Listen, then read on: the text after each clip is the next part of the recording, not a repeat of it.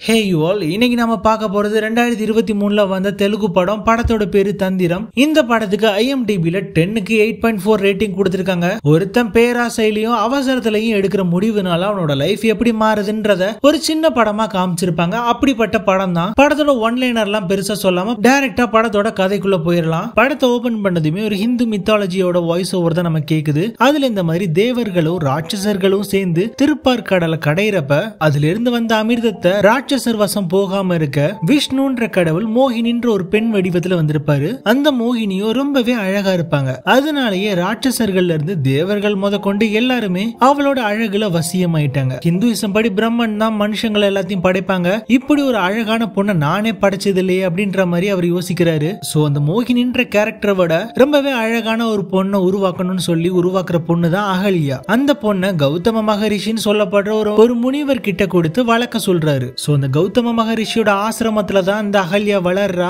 ஒரு சில வருஷத்துக்கு அப்புறம் பிரம்மன் கிட்ட அந்த பொண்ணை கொடுத்து இந்த பொண்ணுக்கு ஒரு நல்ல மாப்பிள்ளைய பார்த்து கட்டி கொடுங்க அப்படின்ற மாதிரி கௌதம மகரிஷி சொல்ல, அந்த பிரம்மன்ற கடவுள் உன்னை விட நல்லவனை என்னால தேடி கண்டுபிடிக்க முடியாது, அதனால நீயே அந்த பொண்ணை கல்யாணம் பண்ணிக்கோ அப்படின்ற மாதிரி சொல்றாரு. அதுபடி அந்த மகரிஷியும் கல்யாணம் பண்ணிக்கிறாரு. முன்னாடியே பார்த்த மாதிரி அந்த பொண்ணு ரொம்பவே அழகா இருப்பான்னு பார்த்தோம்ல, அந்த அழகுல வசியமான இந்திரன் அந்த பொண்ணை எப்படியாவது அடையணும்னு நினைக்கிறாரு. ஒரு நாள் அந்த கௌதம மகரிஷி வெளியே போக வீட்டுல தனியா இருக்க அகல்யா கிட்ட அந்த கௌதம மகரிஷி உருவத்திலே இந்த இந்திரன் வராரு. வந்து அந்த பொண்ணு கூட ஒண்ணா இருக்காரு. எல்லாம் முடிஞ்சிட்டு வெளியில தன்னோட உருவத்திலே இந்திரன் கிளம்புறப்ப இந்த கௌதம மகரிஷி அவனை பாத்துறாரு. இந்த சம்பவத்தை பார்த்தா கௌதம மகரிஷி ரொம்பவே கோவப்பட்டு இந்திரனை சபிச்சிடுறாரு. அதோட இல்லாம உன்னோட அழகாலதான் எல்லா ஆம்பளையும் நீ மயக்கிற, அந்த அழகு உனக்கு இனிமேல் சொந்தம் இல்ல அப்படின்ற மாதிரி தன்னோட மனைவியை சொல்லி அவளை ஒரு கல்லா மாத்திடுறாரு. இந்த கதை தான் இந்த படத்தோட ஒரு ஷார்ட் ஃபார்ம் அப்படின்ற மாதிரி சொல்லலாம். அதுக்கான ரீசன் படத்துல பின்னாடி பார்க்கலாம். இப்ப படத்தை ஸ்டார்ட் பண்ண ஹீரோ அஜய்னு ஒருத்தன் அவன் ஹைதராபாத்ல ஒர்க் பண்ணிக்கிட்டு இருக்கான். அவனோட வாய்ஸ்ல ஒரு வாய்ஸ் ஓவர் கேக்குது. இந்த மாதிரி ஒருத்தனோட நல்ல நேரம் கெட்ட நேரம்ன்றது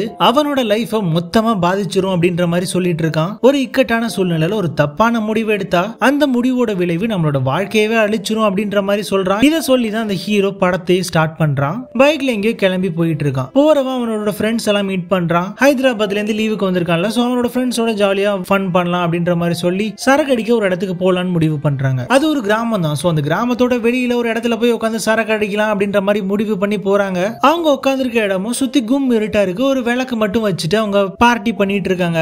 அப்ப அவனோட ஃப்ரெண்ட் ஒருத்தன் இந்த திகிலான இடத்துல இருக்கிறோம், சோ ஏதாவது ஒரு ஹாரர் ஸ்டோரி சொல்லு அப்படின்ற மாதிரி கேட்க, இந்த ஊர்லயே நடந்த ஒரு ஹாரர் ஸ்டோரி பத்தி தான் அவன் சொல்ல போறதா சொல்றான். அதுக்கு முன்னாடி ஜின்னுனா என்ன அப்படின்ற மாதிரி கேக்குறான். அவங்க ஃப்ரெண்ட்ஸ் யாருக்குமே ஜின்னுனா என்னன்னு தெரியல. கடவுள் மனுஷங்களை படைக்கும் போது ஜின்னுன்ற உருவத்தையும் படைச்சிருப்பாங்க. அவங்க நமக்கு ஈக்குவலா இருக்கிற பேரலல் வேர்ல்ட்ல வாழ்றதா சொல்றான். நம்மளால ஜின்னை பார்க்க முடியாது, அதே நேரத்துல அந்த ஜின்னால நம்மள பார்க்க முடியும். அந்த ஜின்னால எந்த ஒரு உருவத்தையும் எடுத்துக்க முடியும். மனித ரூபத்திலேருந்து மிருகத்திலேருந்து என்ன வேணாலும் ஆகலாம். இந்த ஜின்கள் எல்லாம் மனுஷங்களை விட 10 மடங்கு பலசாலின்னு சொல்றான். இந்த ஜின்கள் எல்லாமே நெருப்பால உருவாக்கப்பட்டதுதான். கடவுள் அந்த ஜின்களை படைக்கும் போதே அதுக்கு ஒரு ரூல்ஸ் போடுறாரு. இந்த மாதிரி மனுஷங்க கூட உடல் உறவு வச்சுக்க கூடாதுன்னு, அப்படி வச்சுக்கிட்டு அவங்கள கடவுள் மன்னிக்கவே மாட்டாரு அப்படின்ற மாதிரி இவன் இந்த கதையெல்லாம் சொல்லிட்டு இருக்கான். தனியா இருக்க மனுஷங்களை இந்த ஜின் கொஞ்சம் கொஞ்சமா பேசி அவங்கள தன்வசப்படுத்திக்கும். அப்படி தன்வசம் படுத்திட்டா அதோட டிராப்ல இருந்து இவங்களால தப்பிக்கவே முடியாது அப்படின்ற மாதிரி இந்த கதை எல்லாத்தையும் அவனோட ஃப்ரெண்ட்ஸ் கிட்ட சொல்லிட்டு இந்த ஊர்ல முன்னாடி நடந்த கதையை சொல்றான். 1975ல ஆதிலட்சுமி அப்படின்னு சொல்லப்படுற ஒரு பட்டாசு ஃபேக்டரி இருந்திருக்கு. அதோட ஓனர் பேரு ஆதிகேசவன். அவர் தான் ஃபேக்டரிக்கு ஓனர். அவருக்கு கீழே சில பேர் வேலை பார்க்கறாங்க. அவர் ஒரு ரூம்ல உட்காந்து கணக்கு வழக்கெல்லாம் பார்த்துட்டு இருக்கு. அந்த ரூமே ரொம்பவே இருட்டா இருக்கு. ஒரே ஒரு லைட் தான் எரியுது. அதுக்கான காரணம் இந்த மாதிரி பட்டாசு தொழிற்சாலையில எல்லாம் மின்சாரம் அதிகமா யூஸ் பண்ணா அதுல இருந்து ஏதாவது ஒரு ஸ்பார்க் பிடிச்சு அந்த மொத்த ஃபேக்டரியும் சேதமாக வாய்ப்பு இருக்கு. அதனாலேயே ரொம்ப கம்மியான எலக்ட்ரிக் எக்யூப்மெண்ட் தான் யூஸ் பண்ணுவாங்க. அப்படி இந்த ஆதிகேசவன் உட்கார்ந்து இருக்க திடீர்னு அங்க அந்த ஆதிகேசவனோட பையன் வரான். அவன் கையில ஒரு லெட்டரையும் கொண்டு வரான். இந்த லெட்டரை பாக்குற அந்த ஆதிகேசவன் ரொம்பவே ஷாக் ஆகுறான். அதுக்கான காரணம் என்னன்னா அந்த ஆதிகேசவனோட ஒய்ஃப் அந்த ஊரை விட்டு ஓடிட்டா அப்படின்ற மாதிரி அந்த லெட்டர்ல எழுதி இருக்கு. இத பாக்குற அந்த ஆதிகேசவனுக்கு ரொம்பவே சங்கடமா இருக்கு. அந்த சின்ன பையன் பேர் பாலச்சந்தர். தன்னோட அம்மா ஓடி போயிட்டாங்க அப்படின்றதுல ரொம்பவே மனம் உடைஞ்சு போயிடுறான். அந்த சின்ன பையனை அந்த வீட்டோட வேலைக்காரி தான் பாத்துக்கிறாங்க. பொண்டாட்டி ஓடி போன சோகத்துல இருக்கிற அந்த ஆதிகேசவன் வேற ஒரு பொண்ணு கூட தொடர்புல இருக்காரு. அந்த கிராமத்தை பொறுத்த வரைக்கும் இந்த மாதிரி யாராவது ஒருத்தங்க கல்யாண பொண்ணு உயிரோட இருக்கும் போதே வேற ஒரு பொண்ணு கூட தொடர்புல இருந்தா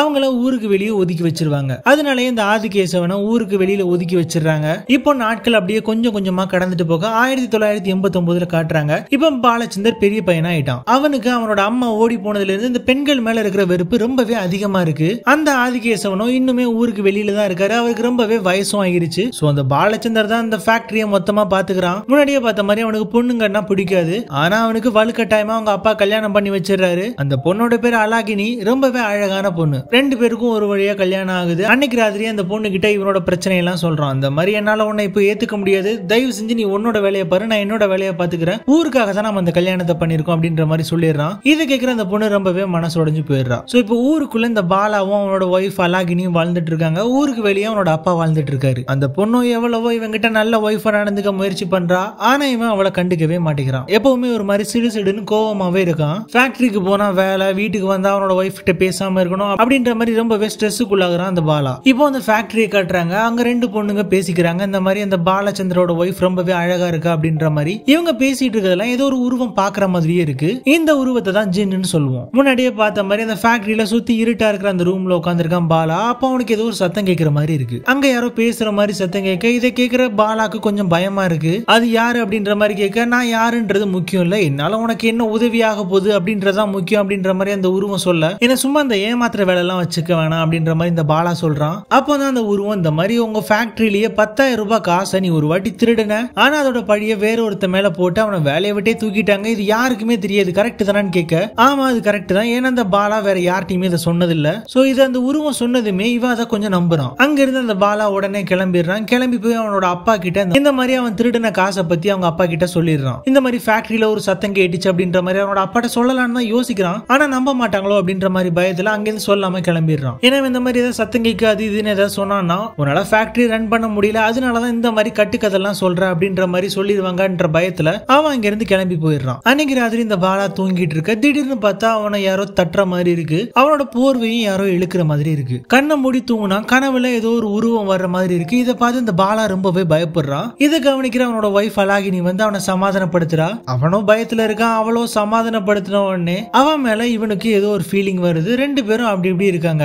எல்லாம் முடிஞ்சதுக்கு அப்புறம் அடுத்த நாள் காலையில ரெண்டு பேரும் பேசிக்கிறாங்க. அப்போதான் இந்த பாலா சொல்றான், அவனுக்கு சின்ன வயசுல இருந்து இந்த மாதிரி கனவு ஒண்ணு வந்துகிட்டே இருக்கும் அப்படின்ற மாதிரி சொல்றான். இந்த மாதிரி என்னோட அம்மா தான் என்ன நல்லாவே பார்த்துட்டு இருந்தாங்க, திடீர்னு ஒரு நாள் அவங்க காணாம ஓடி போயிட்டாங்க. அதுல இருந்து எனக்கு பொண்ணுங்கனாலே வெறுப்பாயிருச்சு, அதனாலதான் நான் உன்னை இத்தனை நாள் இப்படி ட்ரீட் பண்ணேன், என்ன மன்னிச்சுக்கோ அப்படின்ற மாதிரி ரொம்பவே நல்லாவே பேசுறான். சோ இப்போ அவனோட மேரேஜ் லைஃப் ரொம்பவே நல்லா போயிட்டு இருக்கு. இப்போ ஃபேக்டரியில வேலையோ கொஞ்சம் அதிகமா இருக்க, அன்னைக்கு மதியம் சாப்பாடு அலாகினி அந்த ஃபேக்டரிக்கு எடுத்துட்டு வரா. இந்த அலாகினியும் இங்க வந்து சாப்பாடு கொடுக்க, இது எல்லாத்தையுமே இந்த ஜின் நோட் பண்ணிட்டே தான் இருக்கு. அவ கழுத்துல மாட்டி இருக்க அந்த தாலியை பார்த்ததும் அந்த ஜின் அங்க இருந்து போயிடுது. அலாகினியும் அங்க இருந்து போயிடுறா. இப்ப அந்த பாலா கிட்ட அந்த ஜின் பேச ஆரம்பிக்குது. ஏன்னா பார்த்து நீ பயப்பட வேண்டாம், உனக்கு நான் நல்லது மட்டும் தான் பண்ணுவேன் அப்படின்ற மாதிரி அந்த உருவம் சொல்ல, நீ எனக்கு நல்லது பண்றதுனால உனக்கு என்ன லாபம் அப்படின்ற மாதிரி பாலா கேட்க, உன்னோட அப்பாக்கும் நீ ஃபேக்டரியை ஒழுங்கா ரன் பண்ணுவேன்ற டவுட் வந்துருச்சு.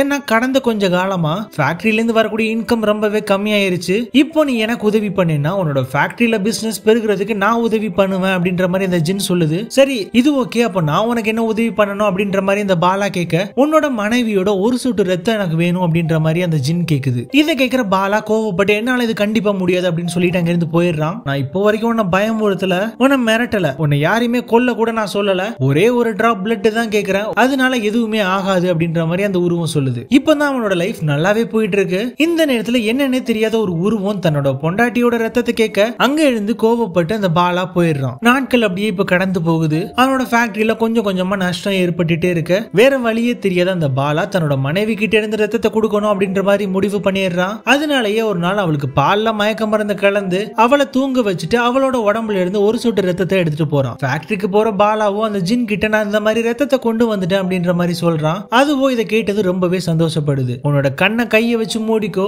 நீ கேட்ட விருப்பத்தை நான் நிறைவேற்றுவேன் அப்படின்ற மாதிரி சொல்லிட்டு அங்க அவன் கொட்டி வச்சிருக்க அந்த ரத்தத்தை நக்கிட்டு போயிடுது. இப்பதான் நமக்கு அதோட உருவத்தை ஒரு மாதிரி புகமூட்டமா காட்டுறாங்க. இந்த ஜின்னும் அந்த ரத்தத்தை எடுத்துட்டு போயிருச்சு. ரொம்பவே சந்தோஷப்படுது. இந்த மாதிரி நான் கேட்டதை நீ பண்ணிட்ட, நீ கேட்ட பலம் பணம் மரியாதை எல்லாமே உனக்கு வந்து சேரும் அப்படின்ற மாதிரி சொல்லிடுது. இனிமேல் நான் வரமாட்டேன், நான் வரணும்னா நீ ஏன் என்ன கூப்பிடணும், அப்படி கூப்பிட்டா மட்டும்தான் நான் வருவேன் அப்படின்ற மாதிரி சொல்லிட்டு அந்த ஜின் அங்கே இருந்து போயிருது. சோ இப்ப சொன்ன மாதிரி அந்த ஃபேக்டரி பயங்கரமா ரன் ஆகுது. பயங்கரமான காசு, பயங்கரமான மரியாதை இந்த பாலாக்கு. அவனால வேலையை நல்லா பண்ண முடியுமா அப்படின்னு நினைச்சவங்க அப்பாக்கு இவன் மேல ரொம்பவே நம்பிக்கை வந்துருச்சு. காசோ இப்ப அதிகமா வந்துருச்சு. அதனாலே வேற ஒரு புது ஃபேக்டரி கட்டலான்னு முடிவு பண்றான். அந்த ஃபேக்டரி கட்டுற வேலைகள் எல்லாம் போயிட்டு இருக்கு. ஒரு நாள் கோயிலுக்கு இந்த பாலாவும் அலாகினியும் போக ரெண்டு பேரும் தனியா உட்காந்து பேசிட்டு இருக்காங்க. அப்பதான் அவளோட லைஃப்ல நடந்த விஷயத்தை பத்தி அவ சொல்றா. இந்த மாதிரி அவளோட அம்மாவும் அப்பாவும் அவ சின்ன பொண்ணா இருக்கும் போதே இறந்து போயிட்டாங்க அப்படின்ற மாதிரி சொல்றா. இதெல்லாம் கேட்கிற பாலா பாலா ரொம்பவே அவளுக்கு எமோஷனலா சப்போர்ட்டா இருக்கான். என்ன நடந்தாலும் உன் கூட நான் இருப்பேன் அப்படின்ற மாதிரி ரொம்பவே பாசிட்டிவா பேசுறான். இன்னொரு பக்கம் பயங்கரமான காசு,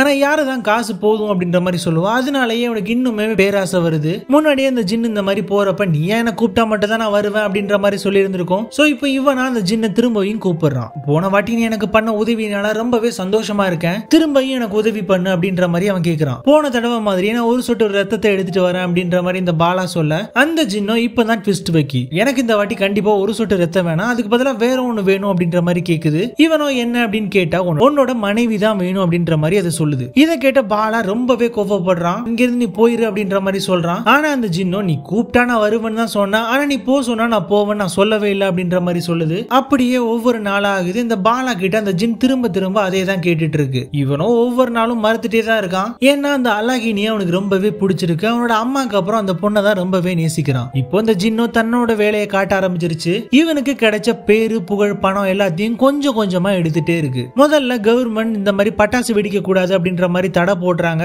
ஏன்னா அதனால ரொம்பவே காத்து மாசுபடுது அப்படின்ற மாதிரி சொல்லி பட்டாசு வெடிக்க கூடாது அப்படின்ற மாதிரி இப்ப போட்ட ரூல் மாதிரியே போட்டு இருந்திருக்காங்க. ஆல்ரெடி ரெடி பண்ணி வச்சிருந்த எல்லா பட்டாசையும் அவன் புதுசா கட்டின அந்த ஃபேக்டரிக்கு கொண்டு போய் வைக்க சொல்றான். அது ஒரு குடோன் மாதிரி யூஸ் பண்ணிக்கிறாங்க. ஒரு நாள் இந்த பாலா தூங்கிட்டு இருக்க, அவனோட வேலையாள் வந்து கதவை தட்டுறான். என்னன்னு கேட்டா அந்த ஊர்ல பயங்கரமா மழை பெஞ்சதுனால அவங்க புதுசா கட்டின ஃபேக்டரிக்குள்ள தண்ணி வந்திருக்கு. அதனாலயே அவங்க ஸ்டாக் வச்சிருந்த பட்டாசு எல்லாம் நாசமாயிருச்சு. இத பாக்குற பாலாக்கோ என்ன பண்ணனு புரியல. கீழே விழுந்து அழுதுட்டு இருக்கான். நொந்து போன பாலா திரும்பியும் அந்த ஜின் கிட்ட போய் கேக்குறான், தயவு செஞ்சு எனக்கு உதவி பண்ண, அழகினி தவிர என்ன வேணாலும் கேளு, என்னோட உயிரை வேணாலும் கேளு, நான் தரேன் அப்படின்ற மாதிரி சொல்றான். ஆனா அதுவோ புடிச்சு புடியிலேயே தான் இருக்கு. என்னால அவளை உனக்கு தர முடியாது அப்படின்ற மாதிரி இவன் சொல்ல, சரி அப்ப போய் அவகிட்ட கைலாஷ்னா யாருன்னு கேளுன்னு இந்த ஜின் சொல்ல, இவனும் அவகிட்ட போய் கைலாஷ்னா யாருன்னு கேக்குறான். அப்பதான் அவ ரிவீல் பண்றான். இந்த மாதிரி அவ சின்ன வயசுல இருக்கும்போது அந்த கைலாஷ்ன்ற ஒரு கேரக்டர் கூட அவ லவ்ல இருந்திருப்பா. ஒரு 2 வருஷத்துக்கு அப்புறம் அவங்களோட லவ் பிரேக்கப் ஆயிருந்திருக்கும். எங்களோட லவ் ஒரு லிமிட்டோட தான் இருந்துச்சு, நாங்க எந்த தப்பும் பண்ணல அப்படின்ற மாதிரி அந்த பொண்ணு சொல்றா. நம்மளோட முத ராத்திரியிலே இதை நான் சொல்லலாம்னு தான் இருந்தேன், ஆனா நம்மளோ அன்னைக்கு ஒன்னா இல்லல அப்படின்ற மாதிரி சொல்றா. தன்னோட மனைவி சொல்றத பாலா நம்புறான். அடுத்த நாள் ஃபேக்டரிக்கு போறான். அங்க போய் இந்த மாதிரி ஜின் கிட்ட,